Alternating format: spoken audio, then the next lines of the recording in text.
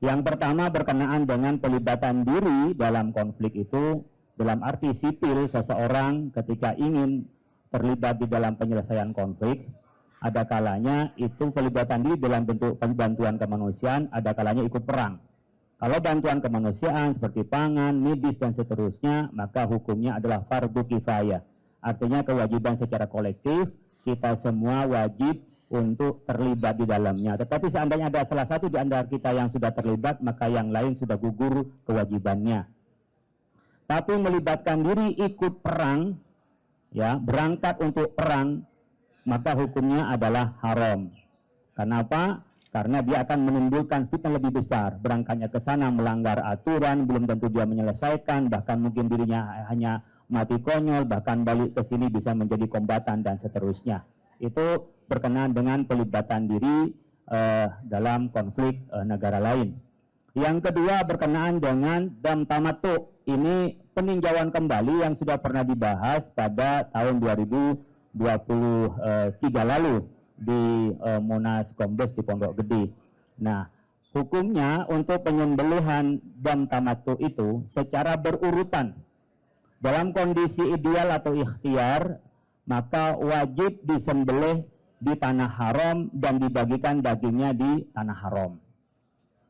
Ketika ada hajat dari daging dam tamattu itu, maka wajib disembelih di tanah haram, kemudian dagingnya boleh distribusikan di tanah haram, juga ketika butuh bisa juga didistribusikan di luar tanah haram, seperti ke Indonesia, ke Afrika, atau negara yang membutuhkan.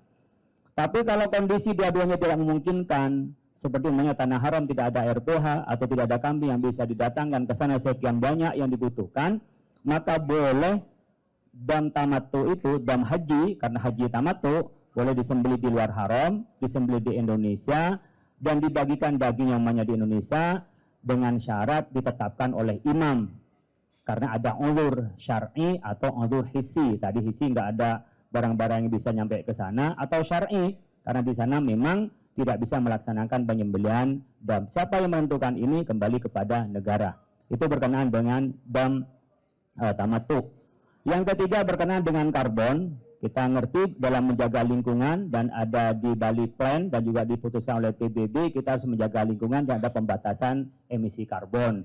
Nah, orang-orang yang punya batas maksimal, ya disebut cap and trade, ya emisi karbon itu, ada juga yang modelnya offset emisi. Jadi ada yang karena orang punya emisi pengurangan pemanasan global dari efek rumah kaca, kemudian orang menjual dari karbonnya itu. Kami menghukumnya adalah sah dan bagian dari menjual al-hukuk al-maknawi, hak yang memang nggak tampak secara mata, tetapi dia secara makna ada hak yang bisa dijual. Itu berkenaan dengan perdagangan karbon.